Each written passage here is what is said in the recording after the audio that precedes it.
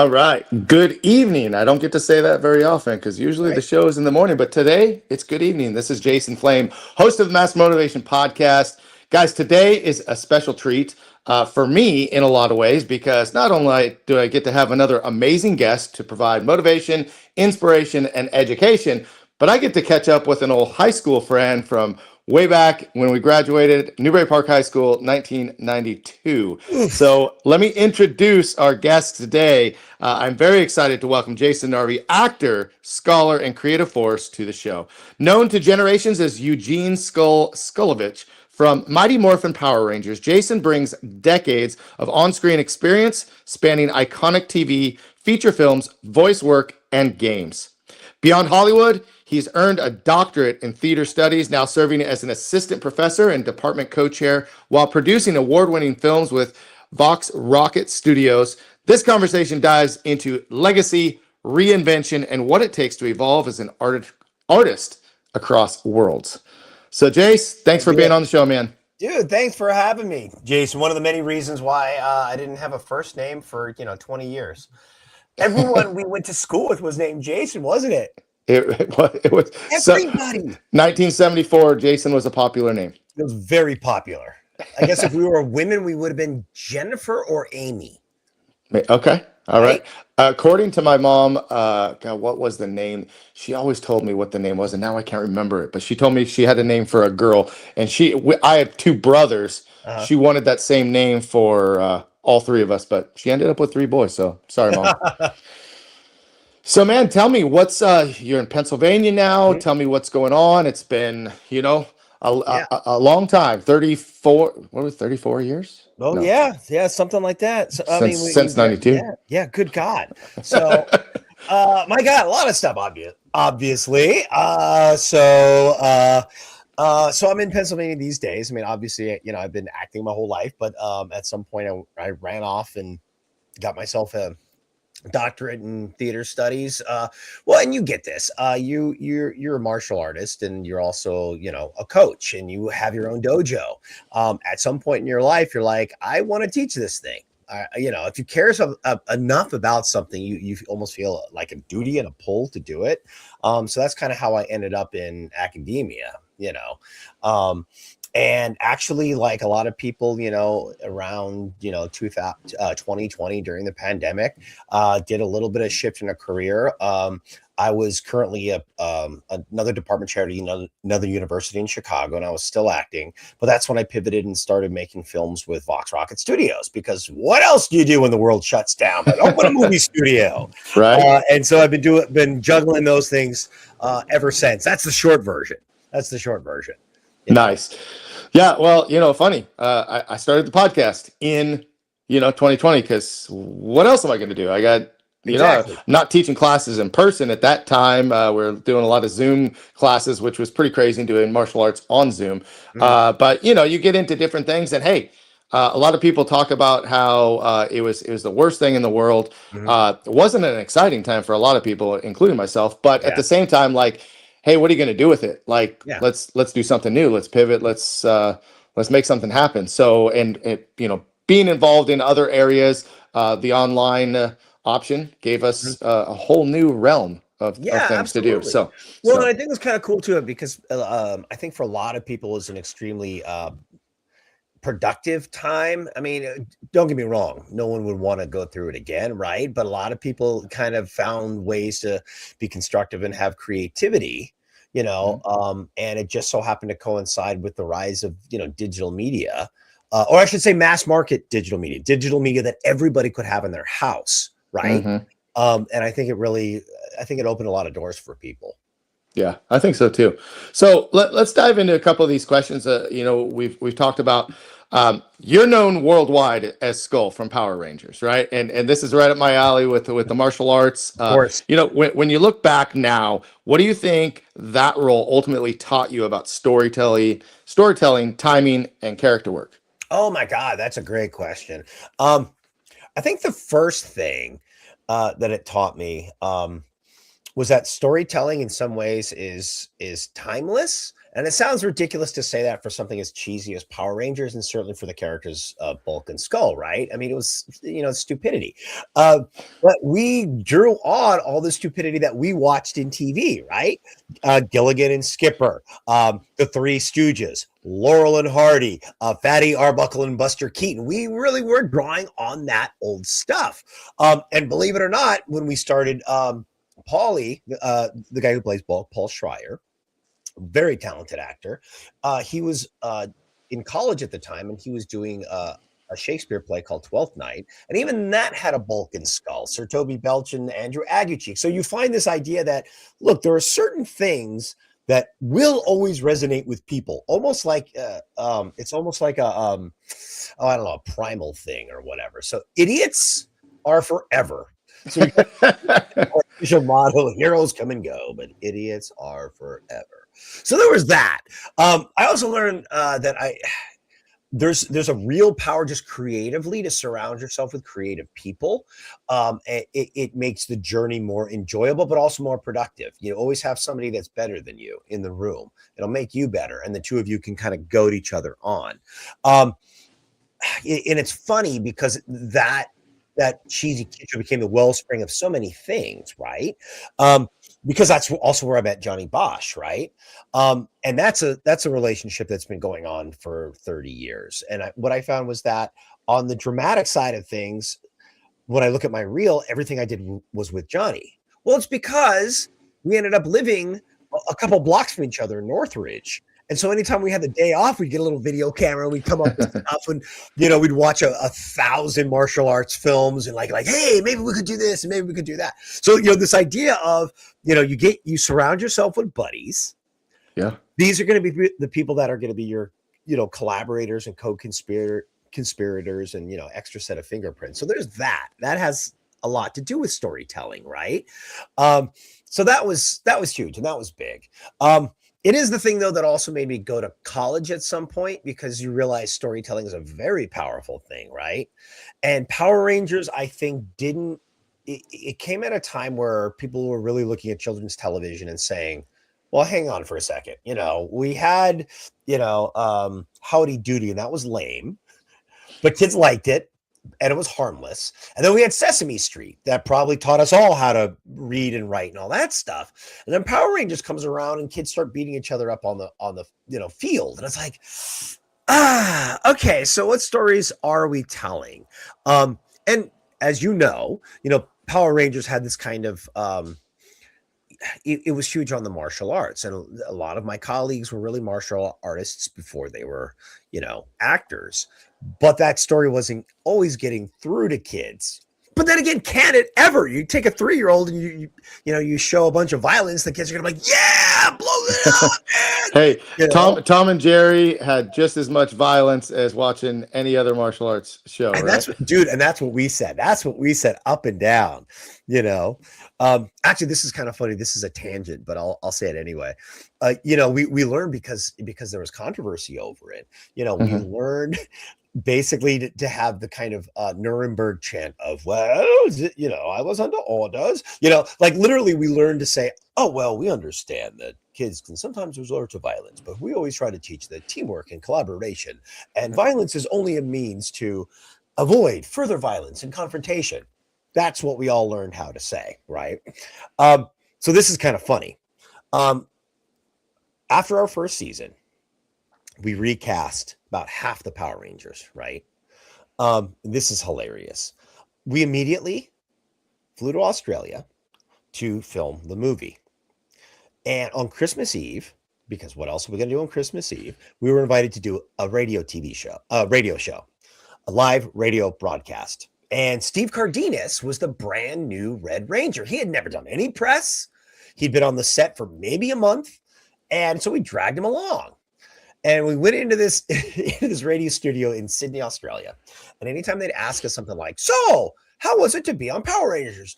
Paul Schreier and I would jump in before Steve Cardenas could say anything. We're like, oh, it's great. We had a good time. How is it on the set? Oh, we have a great time. We love it so much. What do you do when kids come up to you? Oh, we say, hey, how you doing? Then she goes, now, let me ask you a serious question. What would you say to parents who are worried about the violence on Power Rangers? And Paulie and I go, Steve, He never learned it. He never learned, the proper way to be like, so Power Rangers deals with conflict resolution. So Right. yeah, Yeah. that was But you got to work. You got to work with a couple friends of mine. I believe, and I've had him on the show. Mhm. Mike Chat, and Blake Foster. Blake Oh, you Foster. know Blake. Oh yeah.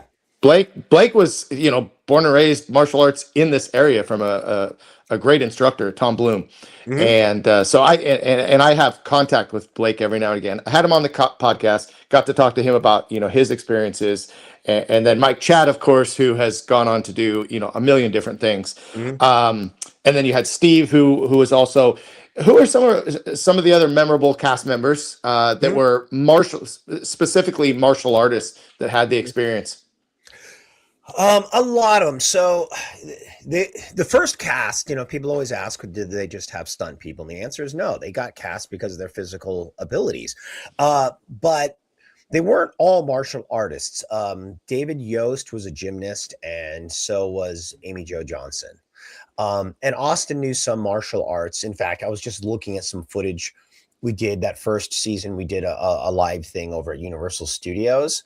And I watched at the beginning of it, it was a dare event. And at the beginning of it, everybody like flipped off this, 6-foot high platform. They flipped off and they landed and they did this kata and all this stuff. And they all really did it without their helmets, but when the very first show we did it, because we did like 5 shows that day, and the very first one, they set off pyrotechnics. This is when you found out how good these guys really were, because they blinded you. Like I was watching the videotape of it, and the tape just goes blank, because that's how bright it was. And Right. they all landed, and just about every one of them to a T fell on their butt because they were blinded. But to see them get back up and do their stuff, they were amazing. But I digress. So from that first cast, I think, look, Walt knew a little bit too. He was also a great dancer, but JDF, Jason David Frank, was just amazing. He really was really good. And when he started doing mixed martial arts, he was downright scary because he really bulked up, and he was kind of terrifying to be in the room just looking at him like, he's going to murder me. He's going to murder me at all. But he was tough. And I won't go into too much detail, but there were several times where we went out on the town, and when problems hit, boy, whew, was he a sharp cookie. Like he could handle himself. Johnny Young Bosch was a great martial artist, and he was, I forget what they call the old style kung fu, but the real like animal styles and stuff like that. Like he really knew that stuff, and he got better. Like he taught himself how to do like a sideways flip and all that stuff. He was also really good in a fight. He's the only guy I know that would laugh when a fight would break out. I know a few guys like that. Yeah, exactly. So he also knew how to handle himself. So we had a lot of them over the years that really, Nice. really could handle themselves, and that was legit. And it's true, we did use stunt people, but it was so we could film faster. So the stunt team could be over there with the helmets, and the Rangers could be over there in the juice bar, and you could see their faces. So we could shoot 2 units at once. Our stunt team, though, Alpha Stunts, was amazing. Just amazing. Each one of those fighters was great. And they were all Japanese, and they were all super good also at characterization, just the way they would hold themselves. There's a real Japanese tradition of performance where just, it's very, the characters are very distinct, right? You look at them, each character has a thing that they do, and a posture that they do, and even a kata that they do, all in their own specific way. But you can watch, who was it? Was it Nobu that played the Pink Ranger, a male? He played the Pink Ranger, and the way he would stand with his hands to the side would just make you blush, So they were great actors as well. But and Koichi Sakamoto, who was the head of that team, he was incredible as well. God, I remember working out with those guys a couple times, and that was horrible because like we'd be stretching and stuff like that, and they would say stuff like, "Sit on him," and they don't mean like you know what it's like to be a coach. You lean on the person, not mentally lean on them, but like physically, they would sit on you. Yeah, sit on you or they would say, make him cry. And they would make you cry. Nice. So those guys were they were no bullshit. Sorry, pardon my French. So No good. BS. Gotcha. Well, hey, I want to give a shout out to a friend who's watching. He's been ever since I do a little pro wrestling from time to time. He was my tag team partner at one time, as a matter of fact. I saw some of that footage of you doing that stuff. Yeah. So Manny is here, and Manny, if you can give a shout out to him, he asked or made the comment that Jason and Paul had one of the best babyface turns in Power Ranger history. Talk about that just for a second. Babyface turn. Okay, I don't mean to. So they went from a bad guy to a good guy. Oh yeah. Well, here's what it is. They didn't know what to do with us because we start off as bullies, right? Like cartoonish bullies. And let's be honest, man. You and I were outcasts. We were cool kids, but like we knew me? You? No, come on.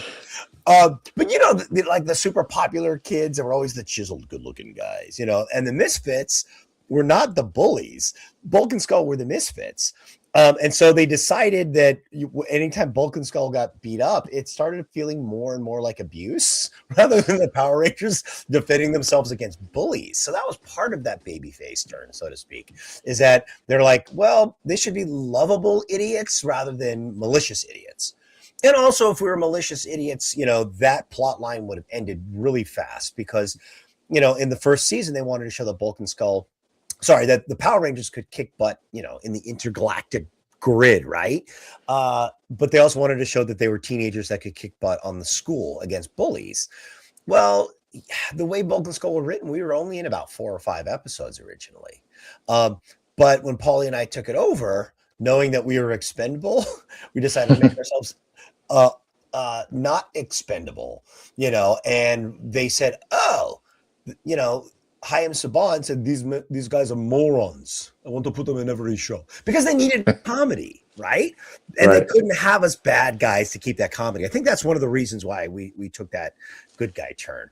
And then because we actually got along really well with the producers and we worked our butts off and we innovated and we worked on a spinoff, they let us stay as long as we wanted to, so as a result, we ended up being the only characters that had a through line. The only characters that had character development, because Power Rangers was terrible at legacy. They didn't know how to deal with legacy. This whole Marvel Universe stuff. God, Power Rangers never figured that one out. Good question, Manny. Thank you. Thanks, Manny. And quick shout out. Thank you, Emilio. Emilio's checking us out, watching. Emilio, let me know if you got any questions for Jason. Would love to help ask that.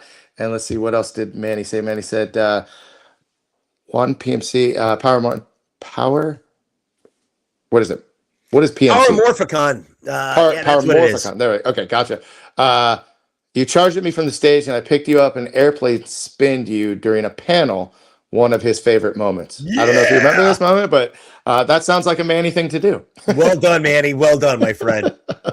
Well, yeah, as you can see, Manny and I, our connection was professional wrestling. I did wrestling. And you're talking about how they didn't know what to do with your characters, and so you just kind of like did your thing and kind of made yourself less expendable, right, or more marketable. And I mean, that's what pro wrestlers do. That's what any performer does to keep their act going, right? I mean, because without that, it's like, well, and cut by.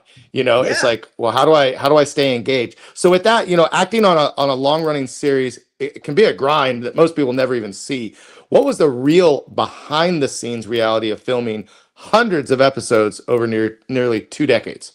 Oh, that's a great question. And I do want to say, I'm going to jump on what you said about the pro wrestlers. You're absolutely right. I had probably one of the best conversations about character with Dustin Goldust. Nice. Yeah, like because his dad was also a pro wrestler, right? Yes, sir. And they just understand character. Like that's what the audience is going to tune in for, And obviously, pro athletes, some of them, like Muhammad Ali, he got everything he knew from, what was it, Gorgeous George. He realized that people will really watch my fights if I play the bad guy and I play the annoying big mouth. With that being said, the day-to-day reality, it was tough, okay, because it was not a big budget show, right? So we were shooting about 12 hours a day with a half an hour break for lunch. And we were shooting 5 days a week. And then on Saturdays, we'd have to do ADR. You know, that's where you got to do the voiceover because ADR is sometimes called looping, Okay. where you have the image is good, but you need to either enhance it by adding more sound effects or somebody going, whoa, or you just got to replace the dialogue. And we do that on Saturdays. And sometimes we shot 6 days a week, 12 hours a day. And that was just brutal, leaving. Yeah. I was still living in Newbury Park in my parents' house when I started, right? So I'm driving from Newbury Park. I had to be at the set 5:30 or 6, and I was in Culver City. So I'm getting up at 4 a.m. And then I'm getting home at night. By the time I got home, it was 9 o'clock sometimes because of traffic and all that stuff. Like getting more than 5 hours of sleep, good luck. So that was really tough. And you'd shoot. It's not that we'd shoot year round, although the first year it almost felt like it, so we came over Christmas. So we shot 40 episodes. We also shot at a ridiculous rate. We were doing about one episode every 2.5 days. Wow. At first. That's a lot. Yeah. And so after the first season, which was 40 episodes, the network wanted 20 more by Christmas. So we went back to shooting over Christmas. And it was freezing out there. And even though it's California, for those of you who are not in California, it does get in the 30s in California. It does get in, and I don't care what you say, 40 degrees in California is colder than It's 40 cold degrees here. It's cold. So I was in Cali recently, believe it or not. We did a premiere for Spades, which I'm sure we'll talk about later. And it was in Glendale. This was 2 weeks ago. Okay. And mind you, I'm leaving, the East Coast where it's in the 20s and teens on a regular basis. I go to California and that's where I catch a cold, right? Because it was so damn cold. There's something about the air pressure. You're living in a desert there, man. But anyway, so we're doing this stuff and, we're going, we're doing stunts where we're falling in the water, we're getting wet. And so we're working. And if we're sick, we're working. We're not getting the day off. The crew is not going to stop because you're sick. So that really was brutal, particularly in the early years. And then it got a little bit better. They got really, really good at how they were filming. They got really good at the scheduling. We were still filming just as many episodes, but somehow the scheduling didn't feel it felt more condensed somehow, Wow. I didn't get to ask, we didn't even touch on this yet, but how'd you get, you were a theater guy in school, Mm-hmm. right? Yeah. How early did you start in theater and acting, and how did you get the role or apply for the role, hear about the role with the Power Rangers? Right. Oh, great question.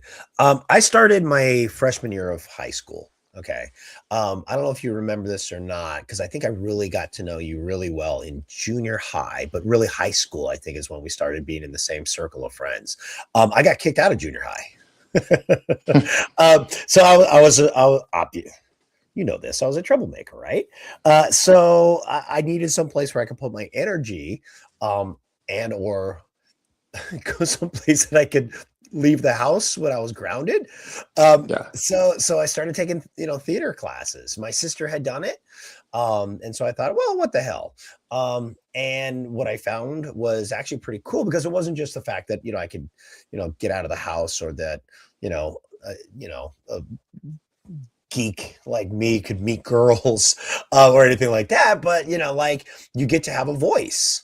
And that's really empowering, even if you're playing sports, even if you're good at it, you got your coach yelling at you, you suck, come on, Flame, what are you doing? I'm going to make you run till you puke, So the cool thing about theater was that I could write plays. Like the first play I wrote was when I was a sophomore. I wrote a Western, because who doesn't go, bah, bah, bah, bah, bah. Come on, man. It was a comedy Western. I watched too much Mel Brooks, right? Yeah. So that was cool. That was cool to be a young kid who was otherwise a troublemaker, this close to being kicked out of school, and having a voice and having people who are going to listen to you. So that was awesome. But of course, that also meant that by the time I graduated from high school, I was never going to get into college. Never, I worked at my stepdad's car dealership. He was working over at Latin Lincoln Mercury, and I was a parts driver. But as I was getting ready to graduate, it was the theater that got me anywhere, because I was doing some theater, and some family friends, the Falls, one of my buddies, Ben Fall, did a lot. He was a child actor. He did a lot. He did things like Homeward Bound and various other things. And his parents asked me, they're like, "What are you going to do when you graduate?" Like, "I'm going to win the lottery." And they're like, "Do you have an agent?" I'm like, "A what?" But they hooked me up with their agent, and I auditioned for their agent the summer that I graduated. So that's how I got started, and I was really fortunate because she was a dinosaur. Her name was Orletta. She talked just like this, and she was like, I mean, people think that people were still smoking in the 90s. Not in California. Arletta did. You go to her office, "Jason, it's Arletta. How are you? Have a seat, darling." Like, she was old school, but she specialized in young actors. She's the person that got Jodie Foster her first break, and that was back in the 70s, and she was dealing with the 90210 kids. So I kind of lucked out in landing her. Nice. Again, I auditioned for her using theater pieces that I did in high school, to prove that I could act. But back then, you didn't find, well, okay, by and large, I'm going to put a pin in that. You didn't just find jobs. You needed an agent, because they would get agents, and only registered agents could get the daily breakdowns, and they would send them via, I'd say it was fax, but I think it was the technology right before fax that would come out like once a day, like on a dot matrix thing, and they would send you on these auditions. And so that's how I got found out about Power Rangers, about 6 months out of high school. And at that point, the only thing I could do was take acting. I went to acting school at the Lee Strasberg Academy while I was driving parts. It was a super method acting school, which when you watch Bulk and Skull, you're like, "That's method acting." But so the funny thing is, for that, I went out on a cattle call audition, and it was for I probably still have the side somewhere. And at that point, it was for a project called Phantoms. Didn't know much about it. Some kind of superhero thing. I was auditioning for some kind of nerd, I think. And it was one of those deals where, I showed up in a pair of glasses because I was a nerd. And there wasn't even, I don't even think I read anything. I really don't. I think you showed up and you did one of these. "Hi, my name is Jason Narvy. I'm with Kelman Arletta Agencies." "Thank you." And they said, "Next." What I didn't realize, so at that point, I was reading for Billy. I didn't realize, but I didn't get it. And that was when they were casting for the pilot. Okay. So what they did was, sorry, my mic is moving on me. What they did was they took all the rejects, and they put them in a pile. And then they cast the show. They shot the pilot. And then about 3 days, so they were going to start shooting on a Monday. I think it was in February. And they were going to shoot on a Monday. On a Wednesday, I think it was Wednesday. I was out driving parts. And when I was driving parts, I'd have to call into the dealership every time I picked something up, because I think they didn't trust me. They thought I was going to steal the truck. And I'd have to call in, and I'd be like, "Yeah, okay. Do you need anything else from this place?" And they're like, Right. "No, your agent called. You got to come in. You're done for the day." I'm like, "Yes." And that's all I expected to get out of it was, a half a day off. But I had to run down to the studio. So I was still in my Ford uniform. I was all greasy. I just threw on my leather jacket. So I looked like a derelict. I didn't, realize that's exactly what they needed. And I showed up, and what happened was they were recasting the bully. For the pilot, Skull was the main bully, but he was a stunt guy. And he's a big, kind of scary looking dude. I think his name was Bobby. And they decided he wasn't funny and he didn't work well with Paul Schreier. So they were recasting him. I didn't realize that. And so they cast me. I did my audition on a Wednesday. I had my call back on a Thursday. Friday, I was there for rehearsals. And Monday, I had black spiky hair and I was shooting. Wow. Yeah. Wow. That's the shortened version. Yeah. No, pretty cool though. I mean, and it's funny because after all these years, I've never heard that part of the story. So cool. Thanks for sharing that part. But although most people know you Mhm. as Skull, right? Yeah. How has Jason Narvy evolved personally while Skull has stayed frozen in pop culture time? Right. Oh, that's funny. That's a great question. Um, as a character note, a couple years ago, I went back and reprised Skull, but I was supposed to be a grown-up Skull. Obviously, I was supposed to be Skull my age, and I couldn't picture what that character was supposed to be. I'm like, do do idiots really grow up? I mean, do they really? You know? Um, so yeah. Oh God. I mean, it's a big question, right? Skull was, no matter what, he was a caricature of who we all were, right? I mean, if you watch Skull, don't you see yourself when you were 17? Just a little bit, just a teeny bit, poquito. So he was a caricature of who the heck I was, right? And at some point, I don't want to say if it's a caricature, it gets too close to you and you act like that kind of idiot, but Hollywood has a way of allowing you to kind of shoot yourself in the foot.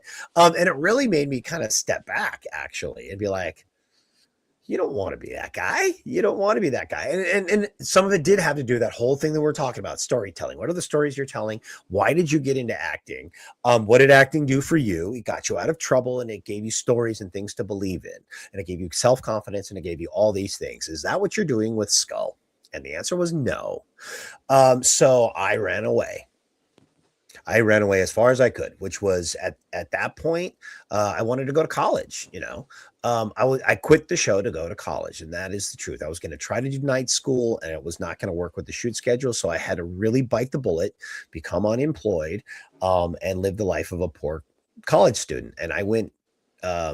It's only coincidental that I'm in Pennsylvania because I went to a tiny college in Lancaster, Pennsylvania, Amish country.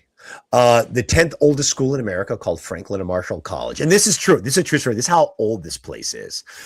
When I was there over 9/11, right? And there's, airplanes falling all around us, and it was terrifying. And they were debating whether or not they were even going to cancel classes. And here's why. They're like, well, the last time we canceled class was 3 Mile Island because there was a nuclear power plant about to explode, but that was 25 years ago. And the time before that was the Battle of Gettysburg because the Confederates were about to march on us and we had to go burn the bridge. Wow.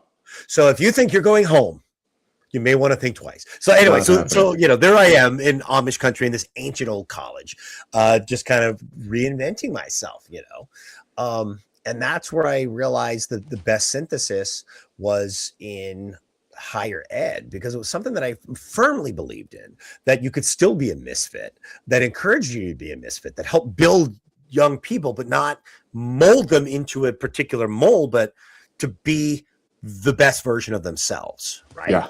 And that was super cool. And that was super cool too, because the kids that I went to school with were super serious about their art.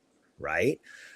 And look, man, when you're doing Hollywood, I don't want to sound like an idealist or anything, but you really lose the line between artist and business person, right? And why are you in it? Are you in it because you want to be a business person? That's awesome. Move up, become a producer. Or are you in it because you want to be the artist, the storyteller, the whatever? That's a big question. All the kids that I went to school with, though, what I found was they didn't care about any of that at that point. They were just all wanting to be experimental, want to be, intellectuals and pseudo intellectuals, and have debates, in a bar, yelling about, I think Kierkegaard, blah, blah, blah, blah. That was great, And so what I found was that was a better version of myself, I think. Yeah. So yeah. Well, you answered my follow-up question because but I will ask you this: what does the Dr. Jason Narvy, looking back at his high school self or younger, what do you see now that you wish you knew a little bit more then? Right. Oh, that's a good question. I think it's the not knowing that sends you into a panic that makes you forces you to be better. I hate to say it, man. I mean, you've got kids, right? Yeah. Like we don't want to see them go through a hardship ever. We try to shield and block him from it, but damn it, it did good things for us, right? Right, right, right. I think what I would like to know is that, you know, I think the best thing that you can walk away from anything is work ethic. And I think work ethic is the big one. And I don't just mean that in a sense of that you need to be a productive member of society. That's your self-worth, right? And I think as a young person, you don't realize that, and you can be really harsh on yourself about that kind of stuff, and you can make a lot of mistakes, you know. So I think that would be part of it, perhaps. I certainly would have embraced the sort of the educational experimental version of that part of my life a little bit more. I think, I certainly would have been kinder to those around me. For sure, right? Yeah, yep, Yeah. absolutely. Okay, random question, just out of nowhere because you brought it up. Give me your favorite Amish community story, because like in our family, kind of watching Amish movies sometimes can be like a really good source of entertainment. Oh yeah. And just the movie that popped in my head like right out of the gate was like the one with Tim Allen, I think. Tim Allen, Yeah. Kirstie Alley, I forget, it was whatever it was. Oh yeah, I know. Was it The Simple Life? No, I forget. No, it was. Yeah, I know the one you're it's talking killing about. me. But anyway, but like, and I had actually I had a lady on the show who was born in an Amish community. Oh. And broke away. Yep. And we did a whole podcast on that. So Yeah. if you want to go check that out, we'll post a link here Where soon. was your Amish community? Great question. I did the interview a couple years ago, so I don't remember off the top of my head. But what's your? Give me an experience, just for a little bit of insight. Okay, there's a few of them. Okay, so here's one that's super cool. So every year there's a thing in Pennsylvania called mud sales, which is basically you're cleaning out the barns, and so you sell everything. And you go there, and there's all the Amish there selling their buggies and their horses and all that stuff. And I didn't realize, so Amish do not ride horses like on a saddle. Like that is too close to a sport, and they don't believe in that. Right. Which is funny. Actually, I got another story along that. Because we have a whole podcast on Amish now. So it's not about the sport. It's about the gambling, I think. I think it's because horse racing is associated with gambling, and so therefore that they don't do it. Okay. But we went to this one mud sale where they were doing a horse auction. Holy crap. I could not believe how good these Amish were on the horses. Like they would jump on the horse and they would ride it like a cowboy, like super hard, or they'd have a two-wheel carriage behind it and they'd like spin it and do donuts. Like, oh my God, you got to be kidding me. And dude, let's talk sports for a minute. A couple years ago when we first moved back to Pennsylvania, we were in Lancaster County, and there was a local volunteer fire departments. We're doing softball games. Well, the volunteer fire departments were all Amish people, right?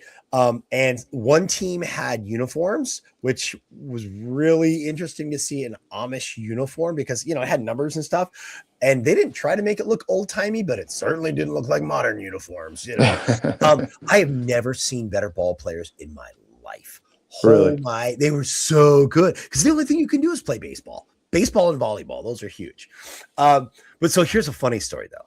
So a few years back, I taught for just one semester back in my alma mater, Franklin and Marshall. And my son at that point was about a year. He was just under 2 years. And he was talking a lot, but he was still like describing things with noises. Like a cat was a meow and a dog was a bark bark. And horses were for some reason. So we go to this little tiny Amish restaurant that I knew, because it was locals only Amish kind of place. And the place was nearly empty. And my son is sitting there on the end of the table where my wife and I are in the booth, so I don't see anybody who's around. And my son suddenly starts going, ho, ho, ho. Ho, ho, ho. I'm like, what? And I look behind me. There's an Amish couple right behind me. I'm like, stop. So that was kind of funny. I mean, he could have gone and sat on his lap. That's true. That would have been far more awkward. That would have been far more awkward. You know? Let's get back to the school a little bit. As a professor and a department co-chair, what do you see today's young actors struggling with the most, and what skills do you believe matter more now than ever? Good question. Two things I see them struggling with. Intimacy, which is interesting. Like they are afraid to be intimate, and I understand why. I mean, if I was cloistered away for 2 years, during puberty, I'm sure I'd be afraid to be intimate, but that is one thing that's really interesting. And it's not just about, like kissing on stage or anything like that. I think they're really worried about, and this is kind of a good thing, but it makes it difficult for actors. They're worried about stepping on other people's toes. So it comes from a respectful place, and I can dig that, but as an actor, you have to be uninhibited. Our generation was all about, go, as much as you can, and totally destructive, and if you had to have an intimate moment, either screaming in someone's face or, kissing their face, we were like, okay, here we go, let's do this, not them. So that makes it really difficult for them, I think, and even things like anger, they don't know where to put that. And again, I'm not saying anger is a great emotion, but if you're acting, you need to be able to feel safe going through all these emotions. And again, for us, it's a no-brainer. No, we came from the generation that was between the hippies and the punkers, right? So we could rage, or we could feel touchy-feely and cry, because Rosie Greer said, "It's all right to cry. It might even make you feel a little bit better." I mean, so we were comfortable with all that stuff. Yeah. And they're not as much. I think also, I think actors right now, the entertainment industry in general is different, for better and worse. Everybody can make a film, which is great. Artistically, it's great. Monetizing it is a different story. I've also had a lot of people that kind of confuse acting with being an influencer or being a personality. And they both have their own places, but they're very, very different paths. If you're an actor, by definition, you are giving yourself up to be a tool for somebody else's story. That's what you're learning to do. And you have to draw deeply upon yourself to do that. And it's also an extremely collaborative, cooperative art form like that. It's beautiful like that in that sense. Being self-promoting and being an influencer like that is not quite as collaborative. It's a little more, how do I say it? That's not pejorative. It's a little more, I don't want to say self-involved. I don't mean it that way, but it's lonely. It can be very lonely, and again, and this is the thing that always sucks for all actors always. Look, man, some actors go into it to get validation, right? And I mean, in high school, that's kind of why you do it, right? But that's why you do anything. That's why you do, to a certain extent, you do sports, you do, I don't know, dance, you do, I don't know, Boy Scout. You meet friends and you get validated that way. Being an actor, if you're there for validation, you get more rejection than validation, right? So the hard thing for actors now is that you need to get that validation from your casting directors and your directors, but in a certain way, you need it from social media too. It's always good to have those numbers go up. So it's a tricky time in entertainment. Well, and you just hit the topic that was next on my mind, was social media, right? How do you navigate social media, having had this, long history and past as Skull, but also now being in a position of, kind of leadership and influence. And you had that then, but it was different, right? But now social media, when you started out, you didn't have social media like you have now.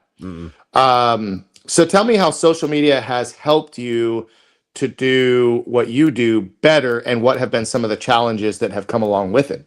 Oh, that's a great question. Look, this from doing a podcast. Like, if you do a podcast in the forest and nobody hears it, have you done a podcast? Well, when we were younger, if you did any project, you didn't know if you got an audience at all. So were you just doing it for fun or whatever? Well, no. These are things we do for an audience. We want to have an audience. So social media has been great in those terms, right? It's also been really cool to sort of promote. It makes it a little bit easier to promote some of the things you're doing. Like for Vox Rocket Studios, right? It's me, Johnny Young Bosch, Polo Yazaki. Okay. And we all have followings. Johnny's got the biggest following, but don't tell him that. But so when we're looking at selling our film, they will say, well, here's how much. When you find distributors offer a variety of things, not just distribution, but there's also promotion and this and that. And sometimes you'll have to pay another cut if you're doing promotions. With social media, we know we're like, well, we can do our own promotions and stuff like that. So that's awesome. I think the downside is you got to be careful what audience you're going for, right? And you need to be careful with making a difference between, is social media so that you can make a personal connection with those who follow you?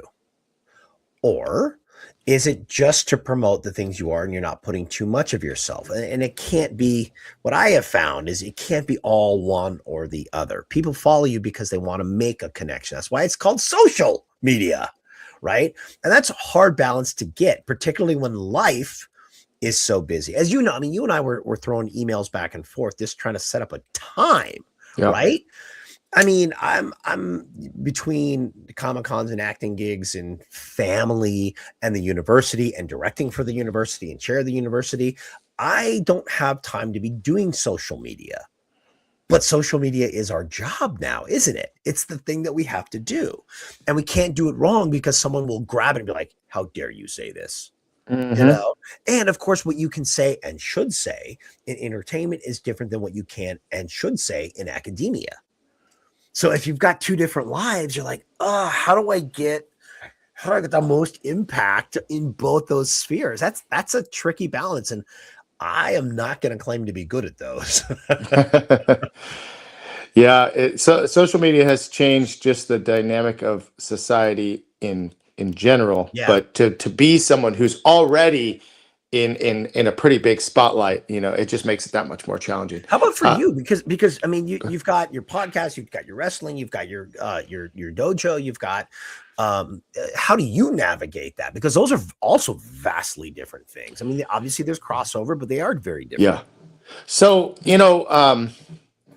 it's hard sometimes because let's say, for example, the podcast. I started the podcast because I wanted an outlet to connect with people in a different way, mm-hmm. and at the same time, I wanted to connect with people in a way that I could expand my network, I could learn from. And then, it really became about, we talk about storytelling. I mean, we're telling your story right now. I think everybody's story is a great way for everybody to connect or relate or be validated in some way or another. So the podcast has really given me a much broader reach to do that. I mean, I can teach my students in my martial arts school and have an impact in my immediate community, in my immediate circle. But by coming on live, man, I could reach, I don't know what country we're in right now. I don't know who's watching from what state or, but it's reaching people. And I always say that if our podcast, our episode today helps one people feel, a little bit better, then great. Then we did a great job. If they learn something, again, motivate, inspire, educate. Those are the three things that I'm trying to hit with every episode. Mm-hmm. On the flip side, I will get people who think that I'm doing it for the FaceTime and for the look at me and all, the likes, the shares, the subscribers, and the numbers. I mean, hey, yeah, I know that when my numbers are better and bigger, I'm reaching more people. Yeah. But, a good friend of mine, a couple of friends of mine actually posted this the other day, and it was something to the effect of, you've got all these followers on social media that watch what you're doing. And I mean, I'll post something and I don't know how many followers I have, but you get, if it's something really cool, you get a few likes, but some people are watching just to wait to see you fail, and it's that kind of thing. And it's like, You know, I hate that. so I it's feel like whatever. and it's funny too. I feel like there's an algorithm. There must be an algorithm out there where something devolves down into your mother. You know, like there's an algorithm. Like if you start off, you're like, that's a cute kid. I like kids. Next person. My neighbor has some kids.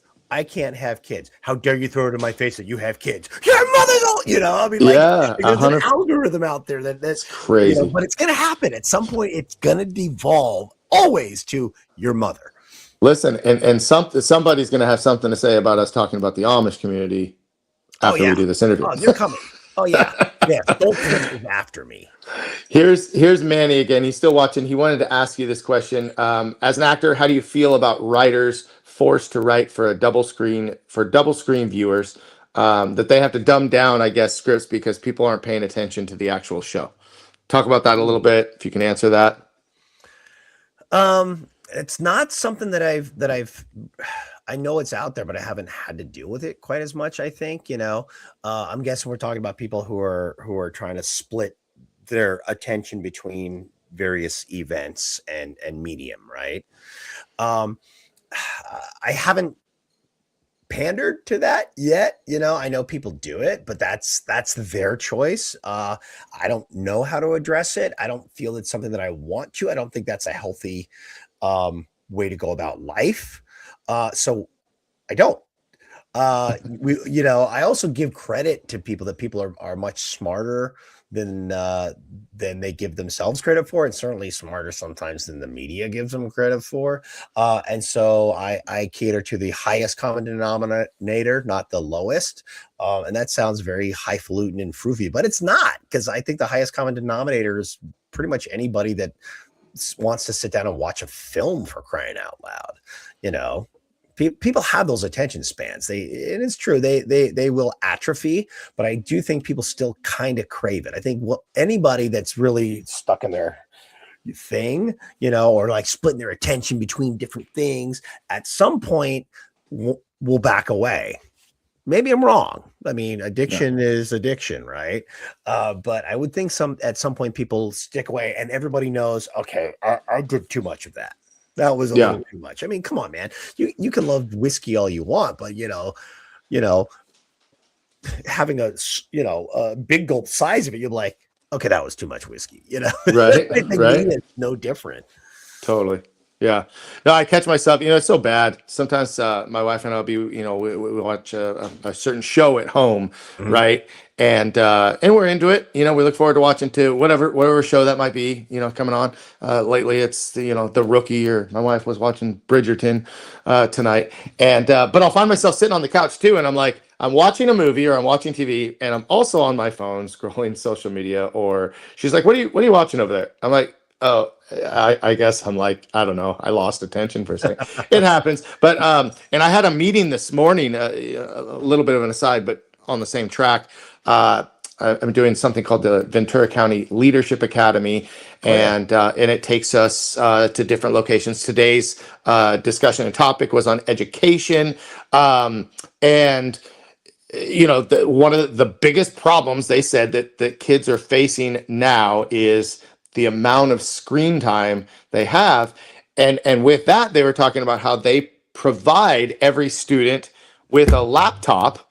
And it's like, well, I mean, yeah, at kindergarten, we're already putting them on a laptop for schoolwork and homework. And then they go home and they're doing schoolwork and homework on a screen. So that's probably, we need to rethink that. What are we doing? I think we're going to look back on this time.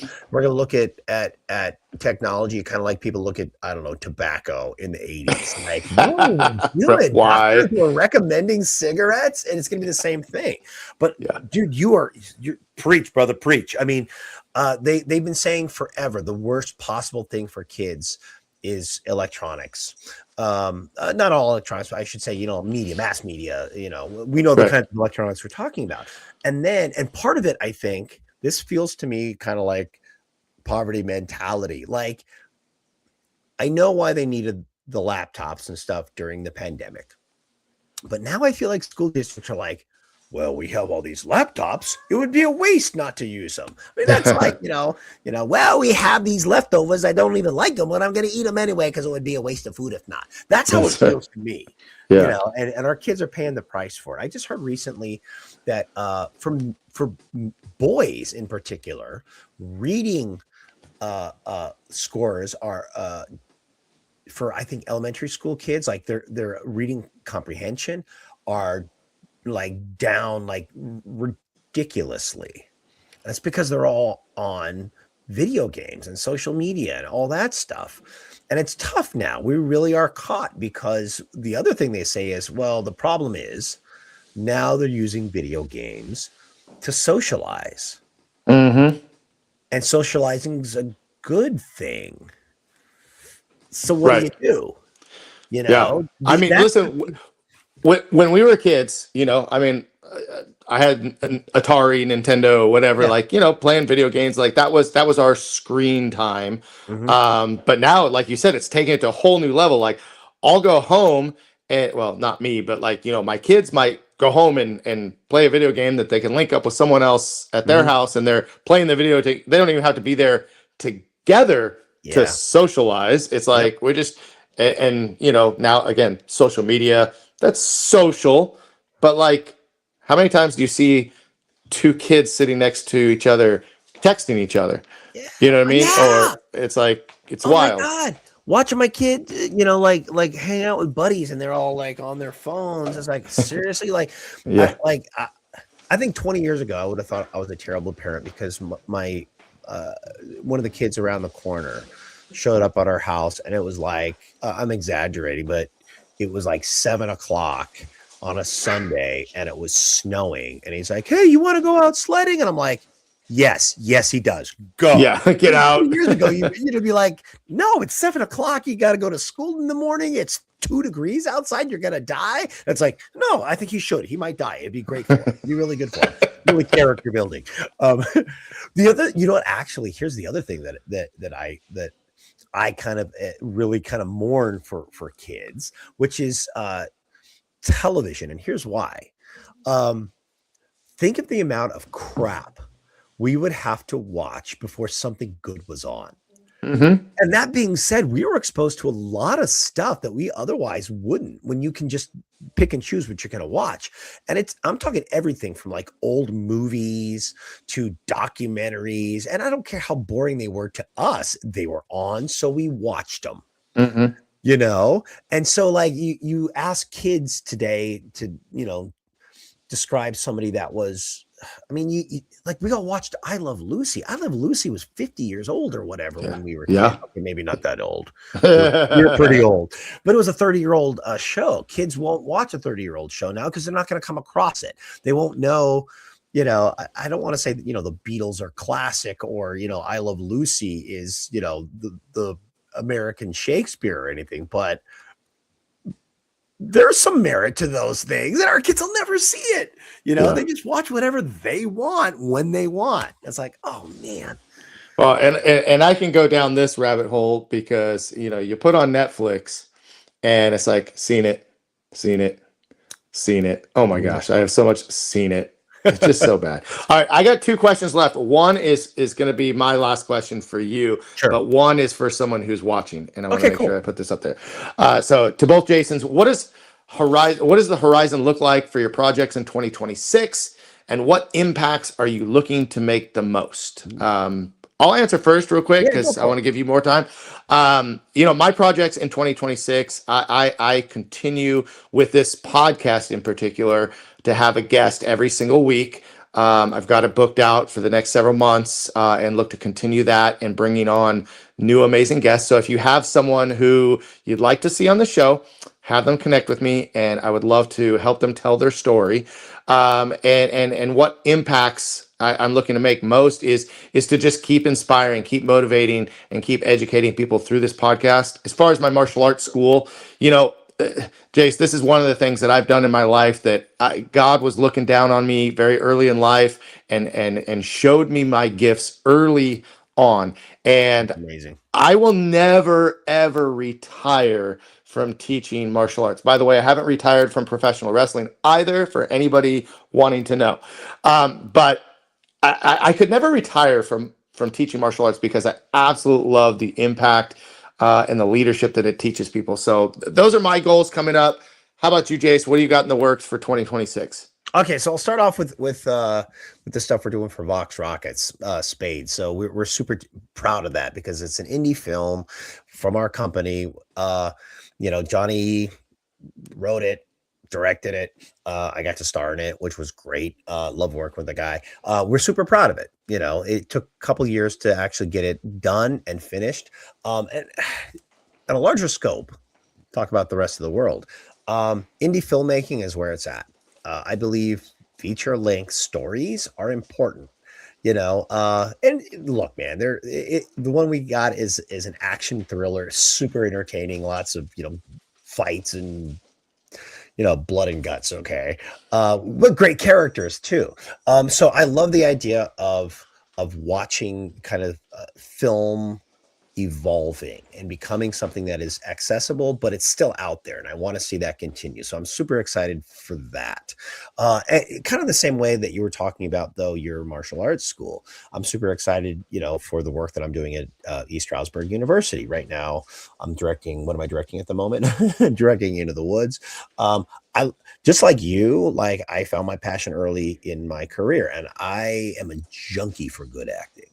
I love watching actors work and find it. We just had a great, this sounds lame. I had a great class the other day, and all my students made major breakthroughs in the work that they were doing. I love that. I love watching that stuff. When you love what you do, you become a junkie for it. So I'm super excited to see those guys evolve and all that stuff. So that's the short answer. And of course, seeing what my kids are going to do in the next year or two, that always makes me excited. But I'm sure that was for you too. But yeah, you covered it. Well, you hit on this a little bit, and this was my last question. Talking about legacy, when fans meet you now, what do you hope they understand about your journey beyond the role that made you famous? Yeah, great question. Evolution, right? Like people, we grow up, and that's the way it should be. I think a lot of people love the idea of nostalgia. Nostalgia is fine, but evolution is where it's at. Nostalgia gives us a common core to come together, right? And that gives us a basis where no matter where we are in our worlds, we can all still come together, share something, and then teach each other something, because we are so very different. And I think that's the most important thing for people to come to. And also this idea that, and what I love about our fan base right now and the Comic-Con world is, again, a lot of these kids, they need a creative outlet. And these adults, and they all feel like misfits in their society and their lives and whatever.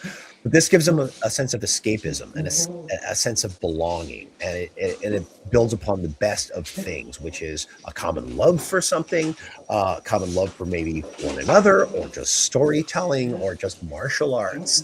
And then it sparks their creativity to go off and do their own thing. So I love it. Yeah, we definitely need more of that, giving people those creative outlets and letting them expand on that. Jace, thanks for being on the show today. Thanks for taking the time. I was so excited to hear from you, and I've been seeing little bits and pieces of everything you've been doing. And when we found that we had common friends, I'm like, dude, yeah, come on, man. So yeah. I mean, for those of you who are watching, this is a face that I saw every single day. Okay, we were we were pretty thick as thieves because, well, it may have been in the principal's office, but we don't have to tell those stories all the time. We will not say a damn thing. It's just, how many times we look at each other like, "What are you in for? What are you in for?" So it's so good to see your lovely face. Yeah, man, great to see you. Well, we'll keep up. Hang tight for just a second. Sure. I'm going to say goodbye to everybody for now. Thank you all for watching.